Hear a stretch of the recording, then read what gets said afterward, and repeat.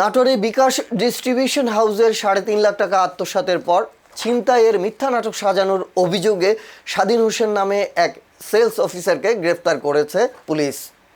Police জানায়, বিভিন্ন agent পয়েন্টে লেনদেনের জন্য স্বাধীনকে ২ লাখ টাকা ও বিকাশ হিসাবে ১,৫০,০০০ টাকা দেয়া হয়েছিল।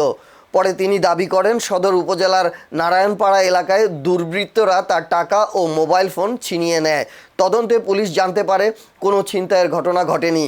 জিজ্ঞাসাবাদে স্বাধীন স্বীকার করেন, জুয়া খেলে টাকা হারিয়ে আত্মসাতের ঘটনা আড়াল করতেই তিনি ছিনতাইয়ের নাটক সাজিয়েছেন। এ ঘটনায় দায়ের করা মামলায় বৃহস্পতিবার ২ জুলাই রাতে তাকে গ্রেফতার করা হয়।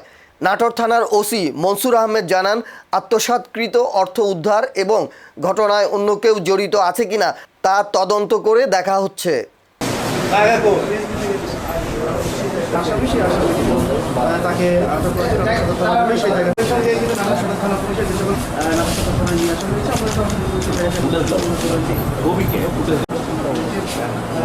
গত ১/৭/২০২৬ তারিখে আমাদের নাটোর একটি বিকাশ ডিস্ট্রিবিউশনের একজন ডিস্ট্রিবিউশন সেলস অফিসার, যার নাম মোহাম্মদ স্বাধীন, তার নিকট হতে নাটোর সদর থানাধীন কাফুরিয়া এলাকা থেকে ছিনতাইয়ের ঘটনা ঘটে, এরকম একটি আমাদের কাছে প্রাথমিক অভিযোগ আসে।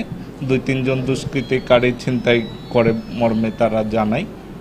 পরবর্তীতে এই বিষয়টি অত্যন্ত গুরুত্ব সহকারে নেওয়া হয়। আমাদের নাটোর সদর থানার চৌকস টিম এই ঘটনাস্থল পরিদর্শন করে, সিসিটিভি ফুটেজ, অন্যান্য তথ্য উপাত্ত বিশ্লেষণ, আমাদের গোপন তথ্য, পাশাপাশি আমাদের যে জিজ্ঞাসাবাদ তাকে করা হয়। পরবর্তীতে জানা যায় যে এই ঘটনাটি ছিল একদম সাজানো একটি ঘটনা।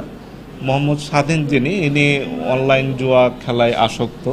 এই জুয়া খেলায় তিনি এই ৩.৫ লাখ টাকা খুইয়েছেন।